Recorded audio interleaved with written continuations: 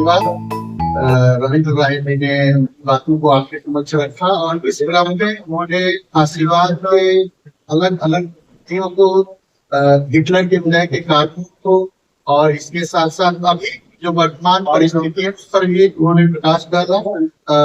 मुझे इस सब की एक कहानी याद आती है फांसीवाद के विजय को। आप छोटी सी कहानी the horse the Stag and the Hunter भी समझ सकते हैं, जहाँ पर कहा गया है कि जंगल में एक बार एक हिरन और एक घोड़े में लड़ाई हो। तो घोड़ा जो था वो एक शिकारी की मदद लेने पहुंच गया कि भाई तुम मेरी मदद करो, और मेरी मदद करके मैं हिरन को पराजित करना चाहता।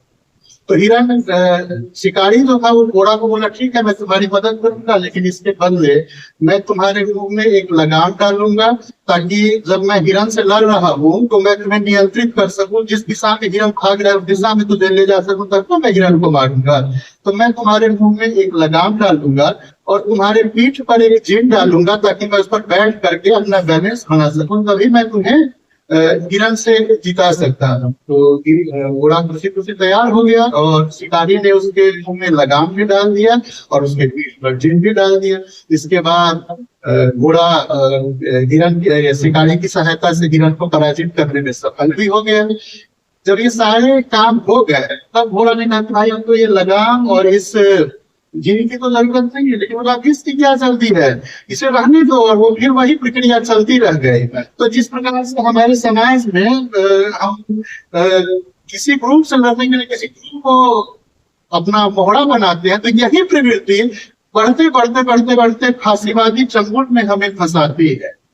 तो मैं अगले वक्ता के रूप में राजकुमार चौधरी जी को आमंत्रित करता हूँ, SUCI से हैं, वो आए और अपनी बातों को रखें। साथियों,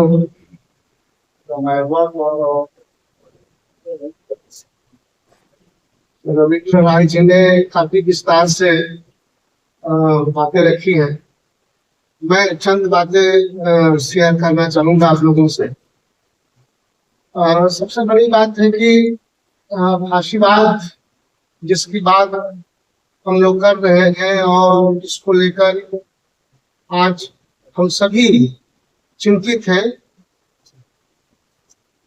यह फांसीवाद दरअसल है क्या? ये सबसे बड़ा प्रश्न मेरे ख्याल से है। हम लोग जानते हैं कि आज हम जिस सामाजिक आर्थिक व्यवस्था में जी रहे हैं वह पूंजीवादी व्यवस्था है, कैपिटलिज्म है। तो कैपिटलिज्म का, पूंजीवाद का जो सर्वोच्च रूप जिसको आप साम्राज्यवाद कहते हैं, वो सर्वोच्च रूप ही फांसीवाद है। मतलब पूंजीवाद जब और कुछ समाज को देने की स्थिति में नहीं रहता है, जब वह पूरी तरह से प्रतिक्रियावादी हो जाता है, जब उससे और कुछ मिलने की गुंजाइश नहीं रहती है, प्रतिक्रांतिकारी हो जाता है। और रविंद्रनाथ ने कहा कि अपने जो उसके जो मूल्य होते हैं, जिन मूल्यों को उसने सृजन किया होता है, उन मूल्यों को ही वो खत्म करता है अपने जीने के लिए, बचने के लिए। यह जो स्थिति है यही है फांसीवाद। आज हम अपने देश में देख रहे हैं कि हमारे देश का पूंजीवाद आज पूरी तरह से प्रतिक्रियावादी हो चुका है, पूरी तरह से माराशंड है। समाज को इससे और कुछ मिलने वाला नहीं है। इसकी कब्र जितनी जल्दी खोदी जा सके, जितना जल्दी हम इसको दफना सके, वह समाज के लोगों का ही मंगलकारी होगा, समाज के लिए लाभदायक। ये बात जरूर है कि 1945 में आज के दिन जर्मनी की पराजय के जरिए फांसीवादी ताकत जो थी या ताकतें थी, उन ताकतों का सामरिक तौर पर एक तरह से पराजय। लेकिन हम सभी जानते हैं और मुझे लगता है कि सब लोग इस बात से सहमत होंगे कि फांसीवाद की जो विशेषताएं हैं उसकी जो चारित्रिक विशेषताएं, उसके जो गुण, जो कैरेक्टर्स हैं, वे कैरेक्टर्स खत्म नहीं। विचार में, सोच में, चिंतन में फाशीवाद खत्म नहीं, आज वो बना हुआ है। और इसके बने रहने की वजह से और आर्थिक व्यवस्था में पूंजीवाद वर्णासन स्थिति में पहुंच जाने की वजह से, साम्राज्यवादी चरित्र तैयार कर लिए जाने की वजह से यह अपने एक बड़े स्वरूप में हमारे सामने बस। कुछ लोगों की यह धारणा है, अक्सर लोग कहते हैं कि ये व्यक्ति फांसीवादी है। जैसे आमतौर पर हम लोग सभी बोलते हैं नरेंद्र मोदी फांसीवादी, या इसके पहले भी इंदिरा जी को फांसीवादी व्यक्ति के रूप में रहा करते थे। मेरी समझ यह है कि कोई व्यक्ति फांसीवाद नहीं लड़ता है। फांसीवाद एक सामाजिक आर्थिक प्रक्रिया है, उस प्रक्रिया में ही फांसीवाद पनपता है। और जिसके साथ साथ कोई पार्टी फांसीवाद लाती है, ये बात भी नहीं है। फांसीवाद एक व्यवस्था के तौर पर उभर कर करता है। अगर हम ये कहें, आमतौर पर हम लोग कहते भी है कि आज भाजपा फांसीवाद को स्थापित कर रही है। क्या भाजपा कर रही है? अगर हम थोड़ा सा सोचने की कोशिश करें इस पर, या कि इस पूंजीवादी व्यवस्था में भाजपा इस व्यवस्था को मांग कर चल रही है, इस व्यवस्था की सेवा कर रही है, इस व्यवस्था के तमाम नियम कानून रीति रिवाज को मान के चल रही है, इसलिए उसके माध्यम से फांसीवाद और आगे बढ़ रहा है। और जो व्यक्ति पूंजीवाद को मानकर चलेगा उसको फांसीवादी होना ही है। तो इस तरह की कुछ हम कहें या कुछ ऐसी सोच जो हम सभी को शेयर करनी चाहिए, समझनी चाहिए, ये मेरा मानना था।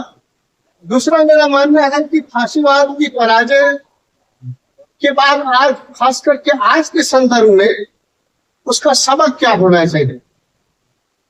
मेरे ख्याल से सबक तो यही होना चाहिए कि फांसीवाद की जो बुनियाद है, जो उसका आधार है, उस आधार को हम समझें। वो आधार क्या है? निश्चित तौर पर फांसीवाद का आधार पूंजीवादी व्यवस्था है, सिस्टम। और ये सिस्टम जब तक रहेगा फांसीवाद रहेगा। पूंजीवाद बरकरार रहेगा, फांसीवाद को लड़के हम परास्त कर देंगे, ये संभव नहीं होगा। इसलिए अगर फांसीवाद से हम लड़ना चाहते हैं तो इस पूंजीवादी व्यवस्था से लड़ना होगा। और पूंजीवादी व्यवस्था को की सेवा जो पार्टियां कर रही हैं, उन पार्टियों के खिलाफ वो आगे आना व लड़ना है। इसके साथ साथ और कुछ बातें, दो बातें मैं रखूंगा से। जैसे आज हम लोग एक ट्रेंड देख रहे हैं, खास करके वामपंथी साथियों के बीच भी, कि फांसीवाद के खिलाफ लड़ना है। मतलब फांसीवाद मतलब बीजेपी, आरएसएस। तो किसको साथ लेकर लड़ेंगे? कांग्रेस पार्टी को साथ लेकर लड़ेंगे। कांग्रेस पार्टी क्या है? हम लोग सभी जानते हैं कि इसी कांग्रेस पार्टी ने इस देश में इमरजेंसी लागू किया। इसी कांग्रेस पार्टी ने इस देश में दमनात्मक कानून लाए। तो फांसीवाद की जननी अगर कहे तो कांग्रेस, और उसी फांसीवाद को आज बीजेपी तेजी से आगे बढ़ा रही, उसको पुष्पित कर रही है। तो फांसीवाद के खिलाफ हमारी लड़ाई और उसमें हमारा दोस्त मित्र कांग्रेस और इस तरह की ताकतें जो पूंजीवाद को ही मजबूत करती है, हमारी लड़ाई नहीं। वो लड़ाई हम ये समझ सकते हैं कि ना हम लड़ रहे हैं, हमको संतुष्टि भी हो सकती है, लेकिन वास्तव में वो लड़ाई होगी। हम अपने आप को भ्रमित कर रही है। इसलिए साथियों, ये बहुत ही महत्वपूर्ण प्रश्न है कि फाशीवाद से लड़ने के लिए आप जानते हैं सभी, लड़ाई में, क्रांति में दुश्मन और दोस्त की पहचान, दुश्मन कौन है, दोस्त कौन है, इसकी पहचान करना और इसको लेकर चलना एक सही समझ के आधार पर बहुत महत्वपूर्ण है।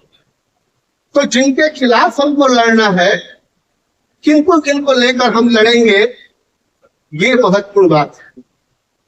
और अंत में मैं कहूंगा कि तमाम जो मेहनतकश तबके के लोग हैं, उनकी जो समस्याएं हैं, दिक्कतें हैं, परेशानियां हैं, एक पर एक जो जन समस्याएं सामने आ रही हैं, उन सबके खिलाफ हम तमाम लोगों को एकजुट होने की जरूरत है। आंदोलन और संघर्ष की ताकत को मजबूत करने की जरूरत है, आंदोलन को और आगे बढ़ाने की जरूरत है। और इसी रास्ते इस देश में इस पूंजीवादी व्यवस्था को उखाड़ फेंक कर समाजवादी व्यवस्था कायम करने का जो संघर्ष है, उस संघर्ष को आगे बढ़ाने की जरूरत है। और मैं समझता हूं कि इसी रास्ते हम पूंजीवाद से सही तरह से लड़ सकते, फाशीवाद से सही तरह से लड़ सकते। धन्यवाद।